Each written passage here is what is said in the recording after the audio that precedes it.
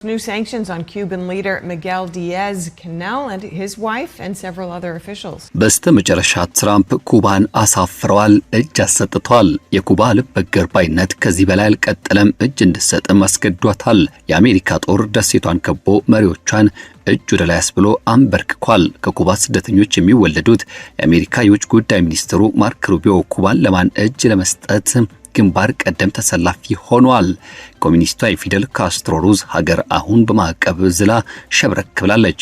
መሪዋና ባለቤታቸውን ጠፍንጎ ወደ አሜሪካ አስሮ የማስገባቱ ነገር አሁን የተሳካ መስሏል። ስለ ኩባ የተሰማው በትንታኔያችን ይዘናል። ቻናሉን ሰብስክራይብ በማድረግ እይታዎትን ይጀምሩ። ቪዲዮን ላይክ ማድረግ ደግሞ ቀዳሚ አድርጉ።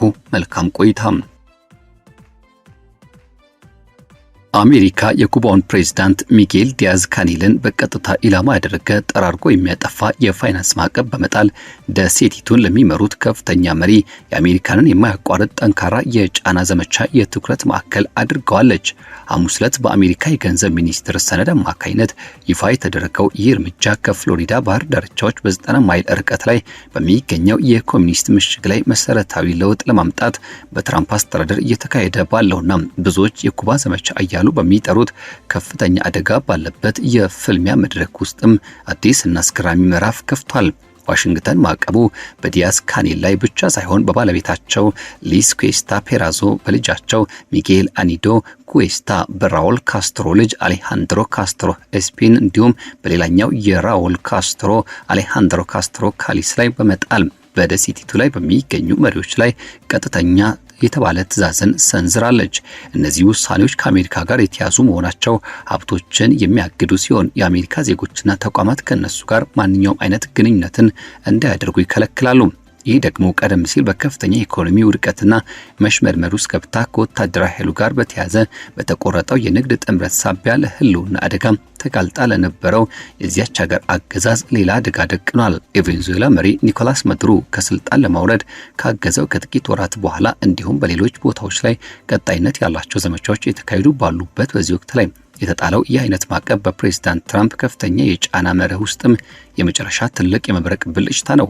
ትራምፕ ራሳቸው ኩባን በአንድ በኩል የፈረሰች ምንም አይነት የኃይል ነዳጅና ገንዘብ የሌላት በማለት በባህሪያቸው ግልጽ በሆነ መንገድ የገለጿት ሲሆን አሁን ያሉት መሪዎች ወደ ጎን የሚሉ ከሆነ ደሴቷን ወደ ሪዞርቶችና እድሎች ማዕከልነት ሊቀይሩ የሚችሉበት የስልጣን ርክክብ እያሳዩ ይገኛሉ። የኩባ ውድቀት ፈጣንና አስፈሪ ነበር። በአንድ ወቅት በቬኔዙዌላ የነዳጅ ድጎማ ትደገፍ የነበረችው ይህች ደሴት አሁን ማዱሮ ከስልጣን መውረዳቸውን ተከትሎ ከዚያ ማስከተል አሜሪካ የጣለችው የኤነርጂ ከበባ ለአደጋ የሚያጋልጥ የነዳጅ እጥረት እንዲገጥማት አድርጓል። የኃይል መቆራረጥ በብዙ ክልሎች በቀን ውስጥ ከ20 እስከ 22 ሰዓታት ይደርሳል። ሆስፒታሎች በናፍጣ እጥረት በተጎዱ ጄኔሬተሮች ይሰራሉ። የሸቀጣሸቀጥ መደርደሪያዎች ባዶ ሆነዋል። የትራንስፖርት እንቅስቃሴዎች ሙሉ በሙሉ በሚባል ደረጃ ቆሟል። በተቃውሞ የተነሱ እሳቶች በየጎዳናዎች ላይ ይንቦቆቦጋሉ። ምንም እንኳን በፍጥነት ቢጨቆኑም እስከ ጫፍ የተገፋው ህዝብም በግልጽ እያሳየ ይገኛል።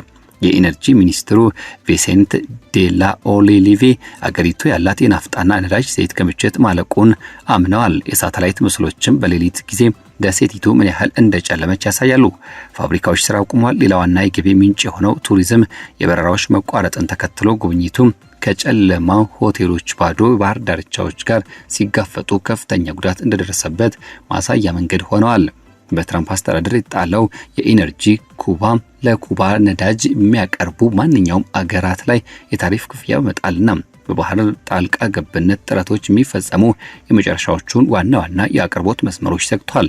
በአንድ ወቅት ላይ ይገባ የነበረው የቬኔዙዌላ ድፍድፍ ዘይት አሁን ሙሉ በሙሉ ጠፍቷል። ከሩሲያም ከሌሎችም ቦታዎች የሚመጡት አማራጭ አቅራቢዎችም ማዕቀቦችን ይጋፈጣሉ።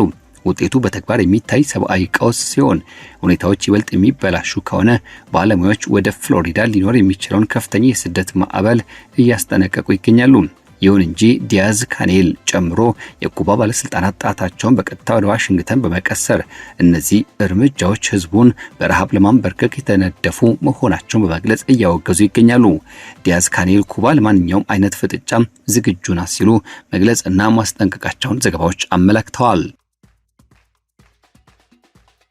ሚጌል ዲያዝ ካኔል ቤርሙዴዝ እድሜያቸው 66 ሲሆን በደም ከካስትሮ ቤተሰብ ጋር ግንኙነት የላቸውም። እንደ አውሮፓውያን ዘመን ቀመር 2018 ለብዙ አስርት ዓመታት የካስትሮ ስም የሌለው የመጀመሪያው መሪ ተደርገው የተመረጡት እኚህ ሰው በከፍተኛ ትምህርት ሚኒስተርነት በኋላም በኮሚኒስት ፓርቲ የመጀመሪያ ጸሐፊነት ወደ መንበረ ስልጣን ማማው ተቆናጠዋል።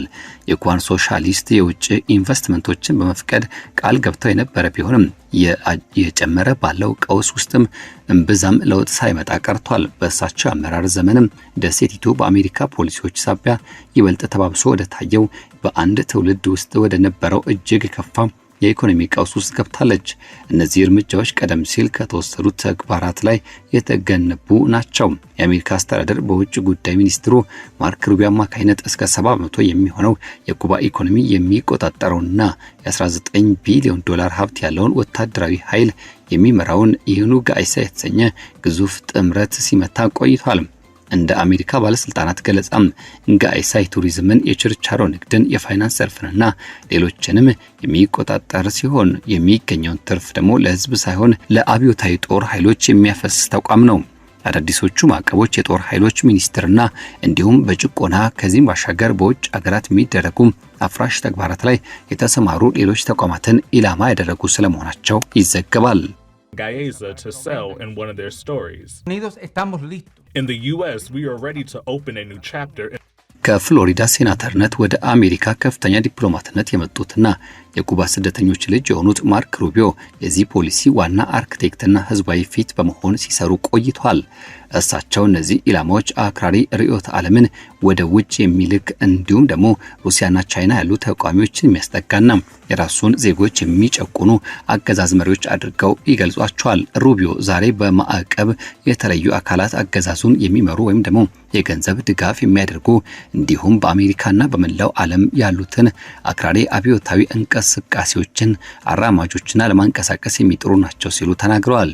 ይህ አሁን በኩባና በአሜሪካ መካከል የተፈጠረው ቀጥተኛ ፍልሚያ ይህ እንዲሁም ፍጥጫ በሁለቱ ሀገራት መካከል ረጅም ዘመናት በነበረውና እጅግ ውስብስብ በሆነው የአሜሪካና የኩባ ታሪክም ትረካ ውስጥ የሚመደብ ነው። የባህረ ሰላጤው ወረራም ሙከራ ጀምሮ እስከ ታዋቂው የኩባ ሚሳኤልና እንዲሁም ቀውስ ድረስ የሶቪየት ህብረት መፍረስን ተከትሎ ደሴቲቱ ላይ የተጣለው የእገዳ መዋቅር ይበልጥ መጠበቁ እንዲሁም በባራክ ኦባማ ዘመን የታየው አጭር የወዳጅነት ጊዜና በመቀጠል በትራምፕ መጀመሪያ የስልጣን ዘመን የተደረገው ስምምነት ወደ ኋላ የመመለስ ሂደት የእነዚህን ሁለቱን ሀገራት ታሪክን በተስፋና በክህደት አዙሪት ውስጥ የተሞላ አድርገዋል። ይሁን እንጂ አሁን የተመዘገበው የምዕራፍ ለውጥም ከቀደሙት ጊዜያት ሁሉ በኃይለኛነትና በክብደቱ ፍጹም የተለየ መስሎ እየታየ ይገኛል ይላሉ ብዙዎች። Cuban President Miguel Díaz-Canel, his family, and Raúl Castro's son, Alejandro Castro Espín. የቬንዙዌላው መሪ ኒኮላስ ማዱሮ ከስልጣን መወገዳቸው ለአሁኑ የአሜሪካ አስተዳደር ትልቅ የማስፈጸም እቅድና ምሳሌ ሆኖላቸዋል። እሱም ወደ አገዛዙ ለውጥ የሚያመራ ፈጣን ወታደራዊና ዲፕሎማሲያዊ እርምጃ መውሰድ የሚል ነው።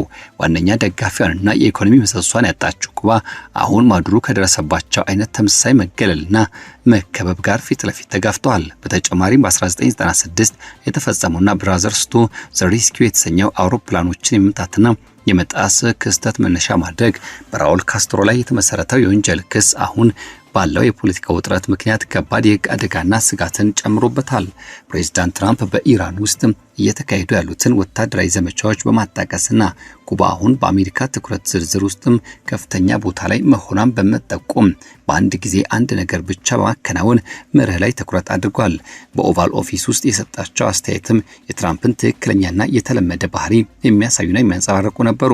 ኩባ ለቱሪስት መዝናኛዎችና ለትላልቅ ሪዞርቶች የምትሆን እጅግ ውብ የሆነች የመሬት አቅም እንዳላት ገልጸው አሁን ባለው የአመራር ስርዓት ግን ደሴቲቱ በገደል አፋፍ ላይ የምትገኝ የወደቀች ሀገር መሆኗን ተናገሩ።